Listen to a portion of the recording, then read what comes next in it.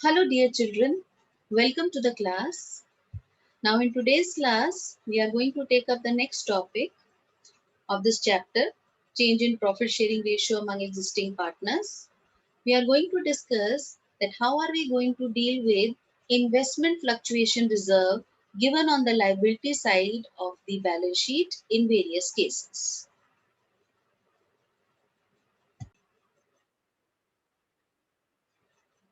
Now, let's understand the treatment of investment fluctuation reserve with the help of an example. Before taking up the example, first understand that why do we maintain investment fluctuation reserve? Investment fluctuation reserve is maintained to provide for fluctuations in the investments of the business. Now, we always show investments on the asset side of the balance sheet. You can see here the extract of a balance sheet is given, and on the asset side, investments at book value is given at rupees 20,000. Now, this 20,000 value of investment shown on the asset side of the balance sheet. बेटा ये value हमारी कहलाती है book value. जो भी हम investment की value दिखाते हैं एसेट साइड पे बैलेंस शीट में, वो वैल्यू हमारी कहलाती है बुक वैल्यू. अब क्या होता है कि रिकॉन्स्टिट्यूशन के टाइम पे ये वैल्यू 20,000 जो बुक वैल्यू है, ये अगर हम मार्केट वैल्यू इन्वेस्टमेंट से कंपेयर करें तो मार्केट वैल्यू इन्वेस्टमेंट्स की बुक वैल्यू से ज्यादा भी हो सकती है, उसके बराबर भी हो सकती है और कम भी हो सकती है. तो हम तो प्रूडेंस कंसेप्ट फॉलो करते हैं. प्रूडेंस कंसेप्ट कहता है anticipate all possible losses but never provide for probable gain. तो अगर मुझे लगता है कि इन्वेस्टमेंट की value market value book value से कम हो जाएगी, तो वो रिडक्शन मैं किससे प्रोवाइड करूंगी? उसके लिए मैं स्पेसिफिक रिजर्व ओपन कर देती हूँ, investment fluctuation reserve. And investment fluctuation reserve, since it's a reserve, so it is always shown on the liability side. And one thing more, ये जो इन्वेस्टमेंट फ्लक्चुएशन रिजर्व है, वर्कमैन कॉम्पनसेशन रिजर्व की तरह ये reserve भी out of profits he create होता है. क्यों क्रिएट होता है? प्रूडेंस कंसेप्ट को हम फॉलो करते हैं कि पहले से ही we anticipate all probable losses, कि अगर अगर इन्वेस्टमेंट की value market value book value से कम हुई, तो हम वो फॉल जो इन्वेस्टमेंट में दिखाएंगे वो थ्रू इन्वेस्टमेंट फ्लक्चुएशन रिजर्व दिखाएंगे. तो इससे जो बिजनेस है वो ये इंप्रेशन जाता है in the books of accounts that we are following prudence concept and we are making provision for the anticipated downfall in the value of investment beforehand. मतलब हम पहले से ही हम ये प्रिडिक्ट करके रख रहे हैं कि इन्वेस्टमेंट की वैल्यू गिर जाएगी, फॉल होगी, तो उसके लिए हमने पहले से ही प्रोविजन बना के रख लिया. Now let us understand, let us come to this example. X, Y and Z, who are presently sharing profit and losses in the ratio of 5:3:2, decide to share future profit and losses in the ratio of 2:3:5 with effect from 1st April 2012. An extract of the balance sheet as at 31st March 2012 is as follows. आप liability side पे देखिए, investment fluctuation reserve 1500 पे maintain करके रख रहे हैं और ये रिजर्व प्रॉफिट से क्रिएट हुआ है. पर्पस क्या है इस इन्वेस्टमेंट फ्लक्चुएशन रिजर्व का? कि अगर इन्वेस्टमेंट की जो मार्केट वैल्यू है वो बुक वैल्यू से कम हुई, तो हम इस रिजर्व से उस फॉल या डिक्रीज जो होगी वैल्यू इन्वेस्टमेंट की, उसका हम अकाउंटिंग ट्रीटमेंट इस रिजर्व के थ्रू देंगे. और एसेट साइड पे हमें इन्वेस्टमेंट्स एट कॉस्ट यानी कि बुक वैल्यू इन्वेस्टमेंट की दी हुई है 20,000. Now required, show the accounting treatment in each of the following alternative cases. Now there are 5 cases. First, if there is no other information is given. No other information is given का मतलब क्या हुआ? कि जो आपकी market value है investment की वो बुक वैल्यू के बराबर ही है. सेकेंड केस में market value of investment is 20,000 which is equal to your book value of investment. So first और second केस का ट्रीटमेंट बिल्कुल सेम होगा. Third case is if the market value of investment is 19,000. 19,000 का मतलब क्या हुआ कि मार्केट वैल्यू आपकी बुक वैल्यू से 1,000 कम हो गई. If the market value of investment is ₹18,000 और अब आपकी मार्केट वैल्यू इन्वेस्टमेंट की वैल्यू से 2,000 कम हो गई क्योंकि इन्वेस्टमेंट की बुक वैल्यू 20,000 है, मार्केट वैल्यू फोर्थ केस में 18,000 है।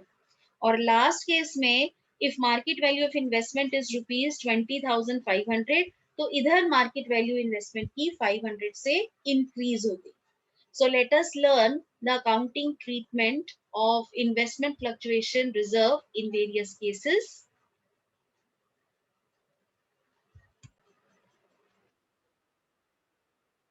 So this was the extract of the balance sheet given. Liability side पे हमारे credit balances होते हैं, हमें मालूम है, fine. तो investment fluctuation reserve हमारे पास credit balance 1500 का balance sheet में liability side में given है और asset side में investments जिनकी book value है, at cost का मतलब क्या होता है कि ये investments की book value है which is shown in the balance sheet, it is 20,000. अब बेटे हमारे जो first two cases हैं, case 1 जहां पे लिखा है no other information is given, no other information is given, this was our first case. No other information is given का मतलब क्या हुआ कि मार्केट वैल्यू जो इन्वेस्टमेंट की है उससे रिलेटेड कोई इंफॉर्मेशन नहीं दी हुई है, तो हम क्या मान के चलेंगे कि in first case the market value of investment is equal to its book value.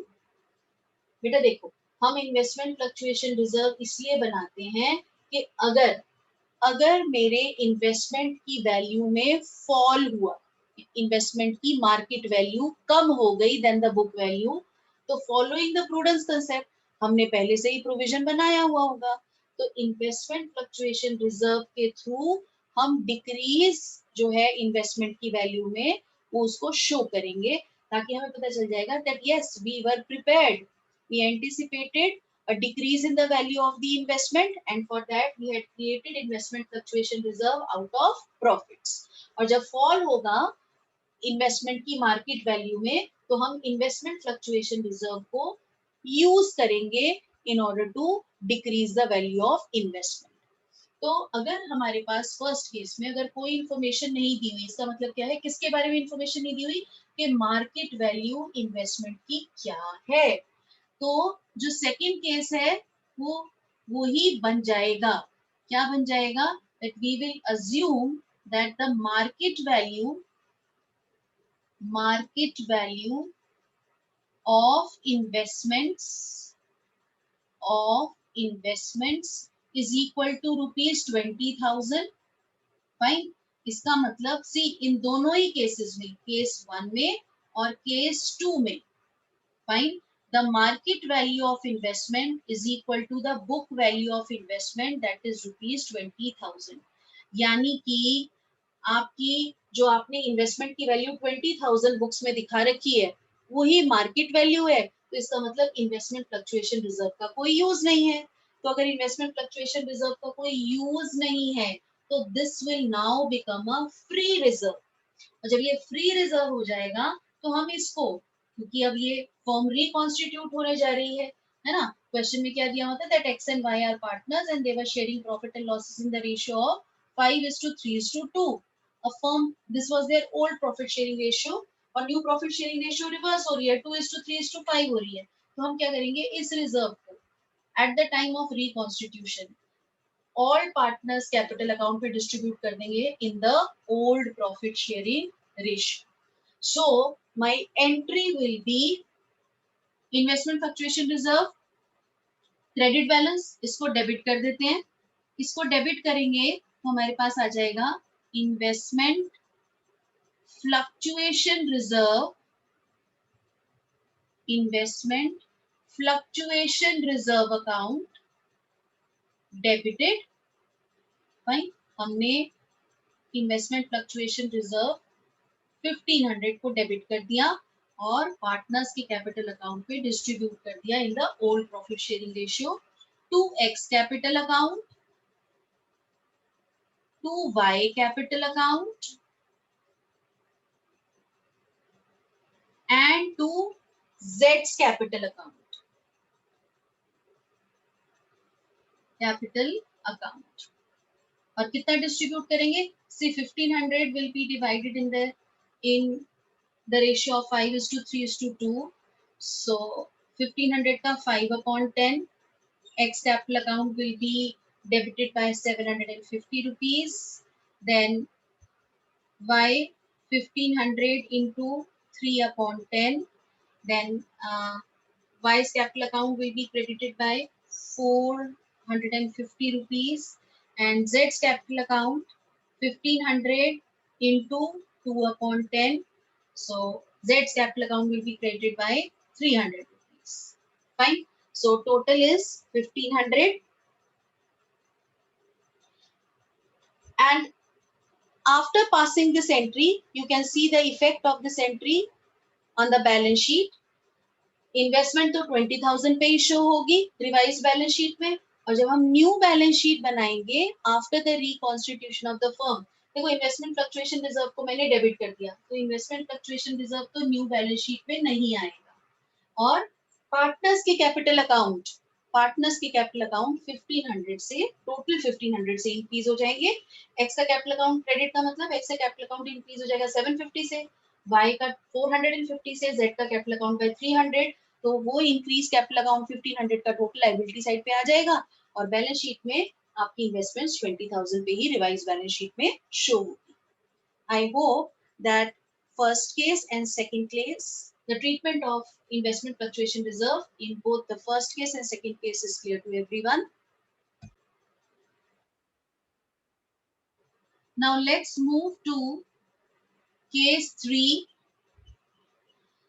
Now in case 3, if the market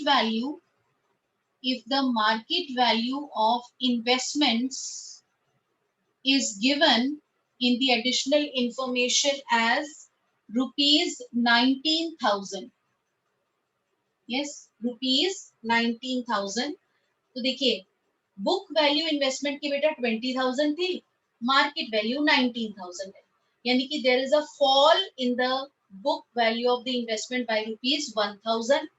और इस फॉल को दिखाने के लिए, प्रूडेंस कंसेप्ट फॉलो करने के लिए, हमने इन्वेस्टमेंट फ्लक्चुएशन रिजर्व 1500 का पहले ही मेंटेन कर रखा है। तो 1500 में से 1000 जो फॉल है इन्वेस्टमेंट की, वो तो इन्वेस्टमेंट फ्लक्चुएशन रिजर्व में से दे देंगे, और जो बाकी का बचा हुआ 500 इन्वेस्टमेंट फ्लक्चुएशन रिजर्व है, ये हमारा फ्री रिजर्व बन जाएगा, और फिर हम इसको पार्टनर्स में ओल्ड प्रॉफिट शेयरिंग रेशियो में डिस्ट्रीब्यूट कर देंगे, which is there in our case is 5:3:2। X Y Z के बीच में ये 500 डिस्ट्रीब्यूट हो जाएगा in the ratio of 5:3:2। Now let us see how we are going to pass the entry. Now see, investment fluctuation reserve credit balance है, अब इसको हम यूज कर रहे हैं to meet the decrease in the value of investment, क्योंकि जब firm reconstitute होगी तो हम तो इन्वेस्टमेंट को मार्केट वैल्यू पे दिखाएंगे ना, लोअर वैल्यू पे, तो मेरी एंट्री हो जाएगी investment fluctuation reserve account, investment fluctuation reserve account debited fine to first investment account. अब आप देखो, मैं अगर इन्वेस्टमेंट अकाउंट को क्रेडिट कर रही हूँ, इन्वेस्टमेंट मेरा एसेट है, इन्वेस्टमेंट को क्रेडिट करना मतलब इन्वेस्टमेंट को डिक्रीज करना है ना, इन्वेस्टमेंट मेरा एसेट अकाउंट है, एसेट अकाउंट जब भी क्रेडिट होता है तब डिक्रीज हो जाता है, तो हमने 1000 से, see investment fluctuation reserve account पे 1500 थे, हमने 1000 तो यूज कर लिए to decrease the value of investment, बाकी बचे 500 we are going to distribute them between the all the partners in old profit sharing ratio. So X capital account, Y's capital account and Z's capital account will be credited, और कितनी amount से? See, when we distribute it in old profit sharing ratio, so X का share investment fluctuation reserve में कितना आ जाएगा? 500 into 5/10, which is equal to 250. Then Y share in investment fluctuation reserve will be 500 into 3 upon 10, which is equal to 150. And Z share will be 500 into 2 upon 10, which is equal to rupees 100.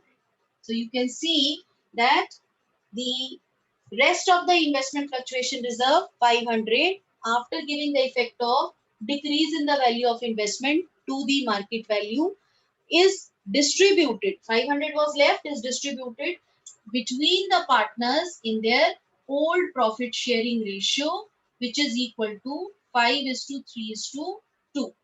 Fine. अब इसका effect देख लेते हैं बेटा balance sheet में. Balance sheet में investment fluctuation reserve debit हो गया 1500 से, यानी कि रिवाइज्ड बैलेंस शीट पे हम इसको नहीं दिखाएंगे. फाइन. इन्वेस्टमेंट की वैल्यू डिक्रीज हो गई है 1000 से, यानी कि इन्वेस्टमेंट हम रिवाइज बैलेंस शीट पे 1000 कम से दिखाएंगे, तो 19000 पे दिखाएंगे मार्केट वैल्यू पे. और एक्स वाई जेड के कैपिटल अकाउंट इंक्रीज हो जाएंगे. क्रेडिट होने का मतलब इंक्रीज हो जाएंगे. कितने अमाउंट से इंक्रीज हो जाएंगे? Fine. It is 250, 150 and 100. So total 500 से पार्टनर्स के कैपिटल अकाउंट इंक्रीज हो जाएंगे. फाइन. टोटल 500 से पार्टनर्स के कैपिटल अकाउंट इंक्रीज हो जाएंगे.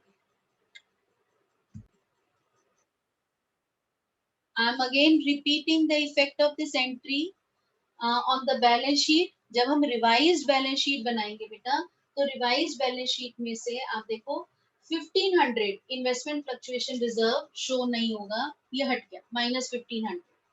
पार्टनर्स के कैपिटल अकाउंट, एक्स का कैपिटल अकाउंट 250 से, वाई का कैपिटल अकाउंट 150 से, जेड का कैपिटल अकाउंट 100 से क्रेडिट हो जाएंगे, यानी कि इंक्रीज हो जाएंगे. इंक्रीज हो जाएंगे तो टोटल 500 से कैपिटल अकाउंट इंक्रीज हो जाएंगे, तो मेरा नेट इफेक्ट क्या आया? 1000 से लायबिलिटी साइड डिक्रीज हो गई. फाइन. और इन्वेस्टमेंट 20,000 की थी और अब हमने 19,000 पे शो करी, तो 1000 से एसेट साइड में भी डिक्रीज हो जाएगा, तो my balance sheet will get match.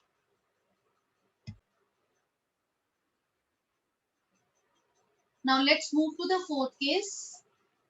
Fourth case says that how are we going to deal with this investment fluctuation reserve if the market value of investments, if the market value of investments is rupees 18,000. Now see, the value of the investments, right? Value of the investment is decreasing now. Investments is rupees 18,000. Now see, the book value of investment is 20,000, but market value is now 18,000. अब बेटा अगर 18,000 पे market value पे record करना है, इसका मतलब there is a fall in the value of investments by rupees 2,000. Fall हो रहा है, और इसी के लिए हमने इन्वेस्टमेंट फ्लक्चुएशन रिजर्व बनाया हुआ था. लेकिन इस केस में क्या है कि फॉल हो रहा है इन्वेस्टमेंट की वैल्यू में 2000 का, इन्वेस्टमेंट फ्लक्चुएशन रिजर्व तो हमारे पास 1500 का ही है, तो हम 1500 तो इन्वेस्टमेंट फ्लक्चुएशन रिजर्व का यूज कर लेंगे 500 और फॉल दिखाने के लिए, and this is going to be decrease in the value of asset. भाई 500 से इन्वेस्टमेंट की वैल्यू और कम हो रही है ना, तो decrease in value of asset, decrease in the value of asset by 500 is going to be now treated through revaluation account. क्योंकि revaluation account में अगर there is a fall in the value of asset, so how we are going to show it? We are going to show this by, we are going to show the decrease in the value of asset on the debit side of revaluation account. Fine. Now see how we are, this was the just working to show you. Now how we are going to pass the entry, let us learn this. देखो बेटा, fall को दिखाने के लिए again हमारा पूरा investment fluctuation reserve 1500 का use हो जाएगा, क्योंकि इन्वेस्टमेंट में 2000 फॉल हो रहा है, 2000 की वैल्यू फॉल हो रही है, तो entry will be investment fluctuation reserve, investment fluctuation reserve account debited. मेरे पास इन्वेस्टमेंट फ्लक्चुएशन रिजर्व में 1500 पड़ा हुआ था, लेकिन इन्वेस्टमेंट की value, fine, it has fallen to rupees 18,000, so decrease in the value of investment is rupees 2,000, so investment credit हो जाएगी 2,000 से। तो बेटा जो 500 है fall in the value of asset will be debited to the revaluation account, fine. तो मेरी entry बन जाएगी investment fluctuation reserve account debited 1500, पूरा का पूरा यूज हो गया, revaluation account debited 500 to investment account 2000, fine. और अब जो हमारा रिवैल्यूएशन अकाउंट डेबिट हो गया, it will result into loss, loss of rupees 500, and this loss should be divided between the partners again in their old profit sharing ratio. So we are going to pass the second journal entry. This was the first journal entry. Second journal entry as X capital account debited, क्योंकि loss है, loss से आपके capital account debit हो जाएंगे। Y's capital account debited, जेड्स capital account debited, 3 partners हैं, will be debited, fine, to revaluation account, to revaluation account. Revaluation account का बेटा लॉस था 500, जो कि हम ओल्ड प्रॉफिट शेयरिंग रेशियो में डिवाइड कर देंगे, which is equal to 5:3:2, so 500 का 5/10 which is equal to 250, 3/10 is 150, and 2/10 is 100. So ये revaluation का loss we have divided between the partners in their old profit sharing ratio. This loss on revaluation is being divided among the partners in the old profit sharing ratio.